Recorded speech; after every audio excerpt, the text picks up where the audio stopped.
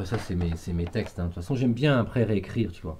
Même écrire à fond, mais là, tu vois, ça, par contre, je sais pas quelle langue c'est. Je crois que c'est du kurde, mais je sais plus. Je l'ai écrit parce que j'étais dans un train. J'ai rencontré deux jeunes personnes extraordinaires qui m'ont appris à dire ce texte. Je pense que c'est du kurde, mais je sais pas de quelle région du Kurdistan. Voilà. D'accord. Voilà, tu vois, on Et, continue comme mais en ça. fait, donc vous leur donnez le cahier et Oui, oui, après ils réécrivent. Voilà, voilà, après c'est. D'accord. Ouais, en fait, eux, ils ont un poème à vous offrir, vous le lisez, Oui, puis donc à ce moment-là, ils ouais, l'écrivent nous au propre, discutons. entre guillemets, Ah, sur c'est votre... extraordinaire, hein. Enfin, je peux te dire que moi, j'ai rencontré comme ça des gens fantastiques. Mon premier poème russe. Bon, voilà, là c'est un peu plus compliqué parce que là la personne elle m'écrit tout ça, je veux bien, mais après je sais pas ce que ça veut dire. Mais c'est un poème quoi. C'est un poème. Tu vois, ces cahiers, il faut absolument que je les garde parce que. Voilà, bon après ça c'est des poèmes que j'aime, hein. J'adore, tu vois, là, ça c'est Valérie Rousseau, c'est... Donc je continue toujours à écrire à fond. Voilà, alors Voilà, voilà. D'accord. Mais oui, mon premier poète russe que j'ai rencontré, c'était un extraordinaire. C'était un peintre en bâtiment. C'était à Charleston, en Caroline du Sud. Et le type m'a appris... Tu te souviens, Katia? Vilenio Bojo, Musa. C'est de qui ça? Boutspaslouche. C'est qui? C'est pas Lermontov. C'est Pushkin. Voilà. Pushkin. Ce type-là, c'est extraordinaire parce qu'il me dit comme ça. euh, I used to be an engineer in Kiev.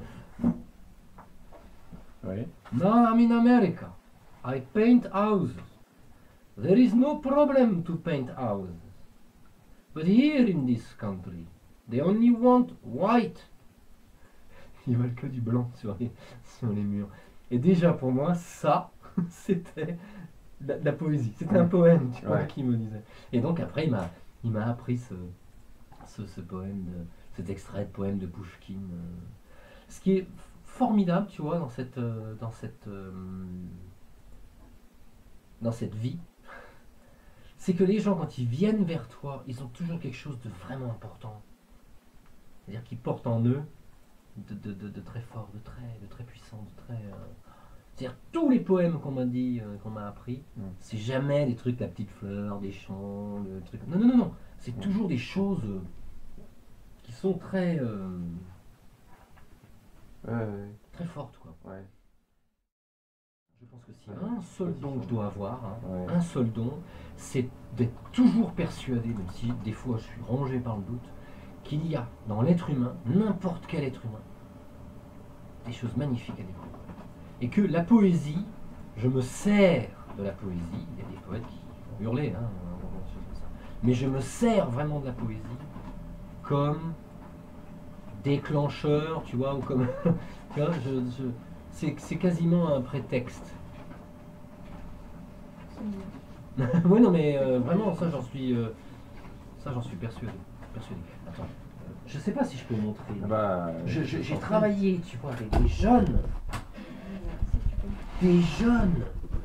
qui sont en CAP, tu vois, qui sont considérés comme étant nuls, ouais. Putain, mais il y en a qui m'ont en réaction au poème, t'imagines ces trucs-là, hein. Enfin, je veux dire, il y en a plein, il y en a plein, D'accord. plein, plein, plein, plein. Il y a cette... Regarde, attends, ça, écoute ça. On m'a toujours dit, écoute ton cœur et va où il t'emmène. Mais moi, je ne fais pas ça. Car je vais où le vent m'amène. Là où je sais pas, on aura tous une fin différente, heureusement. Hi, hi, hi. Mais ce que moi je dis, c'est de bien profiter de cette vie qui nous chagrine et nous rend heureux et amoureux. Tu vois, un arbre et tout. Alors c'est des jeunes qui ont des vies plombantes, d'accord? C'est extraordinaire. Voilà, alors ce que je veux dire par là, c'est que euh, nous sommes au même barreau d'une échelle qui nous mène vers des hauteurs fantastiques. Tu vois. Mais nous sommes au même barreau d'une échelle. Et nous continuons à gravir cette hauteur. Qu'on soit poète, qu'on soit tourneur-fraiseur, qu'on soit peintre en bâtiment, qu'on soit gynécologue réputation internationale, tu vois. Voilà. Ah ouais, ça c'est D'accord. ça, c'est magnifique, tu te rends compte, hein, le mec qui fait ça, qui recopie ça. Voilà, j'en ai plein, hein. Plein. Donc vous récoltez, donc vous faites Des offres. Ouais. C'est-à-dire que... Regarde ça, cette jeune fille qui a du mal à écrire en français parce qu'elle est arrivée il y a très peu de temps et qui fait ça, Ah ouais. qui prend son Oui, temps. là, oui, on peut montrer. Non mais avec toute cette beauté, quoi. Si belle, elle s'appelle Si-Belle en plus, cette jeune qui vient de Macédoine, tu vois. Ah, c'est extraordinaire, elle a pris du temps, elle a mis du temps à fond pour... Tu te rends compte? Magnifique. Ah ouais. Ah oui, Tu vois, et donc après comment tu veux... Moi, la seule chose qui me chagrine et qu'il faut dire dans ton blog, hein, c'est que il y a des gens, des décideurs culturels, tu vois, des gens qui disent que oui, bon, c'est pas forcément de l'art, c'est pas forcément de la poésie, c'est pas forcément... Je m'en fous de ça. Mais tu te rends compte l'or que c'est là? Tu te rends compte la richesse que c'est? Donc c'est pour ça que tu comprends que le mardi, sur scène, c'est une fête en fait. Parce qu'il y a des gens qui sont venus quand même, hein, il y a des gens qui sont venus quand même de un peu partout. Des gens qui ont vécu déjà quelque chose par rapport aux 40 ans de la Villeneuve, tu vois. Ouais. Il y a des gens qui ont entendu de la poésie ou qui ont vécu quelque chose et qui sont venus à l'espace 600 pour voir un peu où est-ce que ça peut aller un peu Bah, plus c'était un loin. petit peu mon cas, moi j'étais venu aussi parce que je vous avais, enfin, je vous avais vu de loin comme ça à la Villeneuve, je vous avais vu vous échanger des paroles, enfin, vous aviez dit des paroles en arabe à quelqu'un comme ça, mais sur vraiment avec, avec ce partage dans la posture, cette envie d'être là, de donner ce qu'on a entendu de mieux. Il y a quand même une chose qui est importante à dire, c'est que c'est Neruda qui dit yo no existo, yo solo soy la frente de los que van conmigo. Pour pouvoir vivre, exister comme tel que je le vis là, il y a des aides extraordinaires, des accompagnements extraordinaires de gens, quoi. Que ce soit des professeurs, des instituts, enfin tu vois, des éducateurs spécialisés.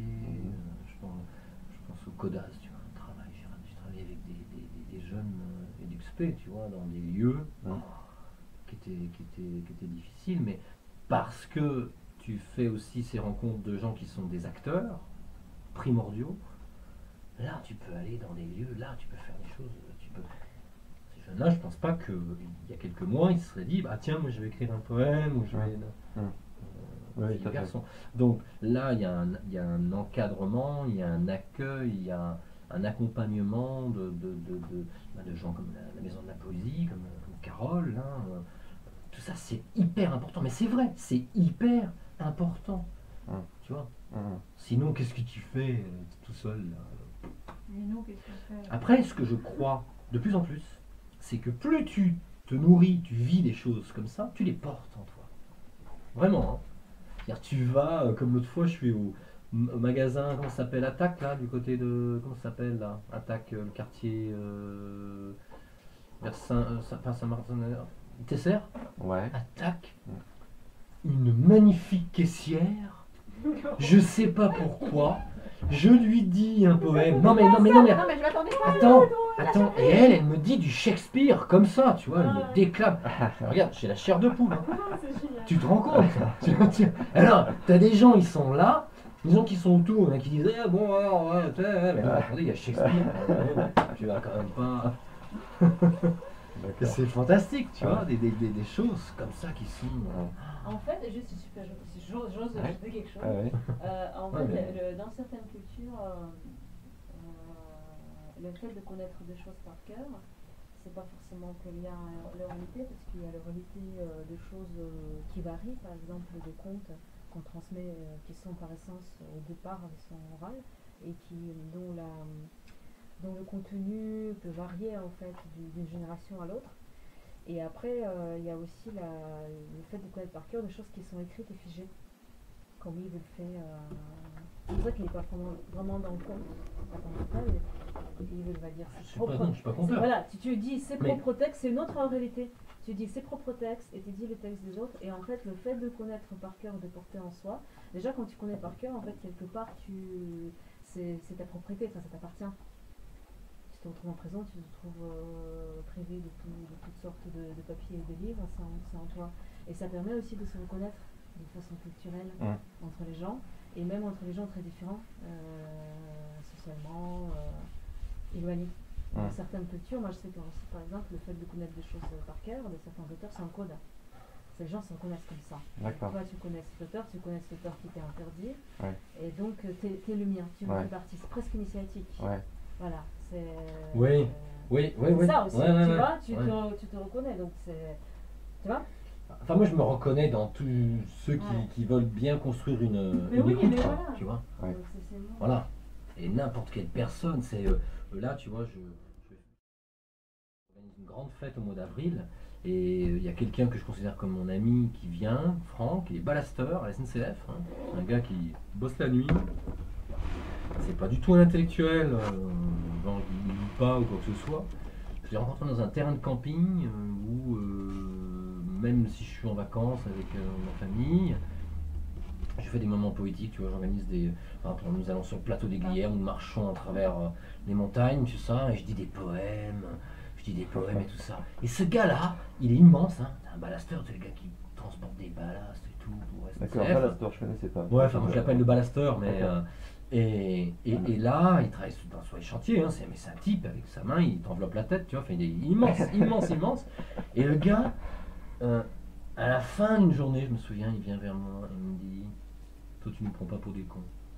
Et c'est la seule chose qu'il me dit comme ça, et il s'en va. Bah, C'est pas n'importe ah bah tu vois, quoi. j'ai trouvé ça génial qu'il réagisse, qu'il dise ça, quoi. Voilà.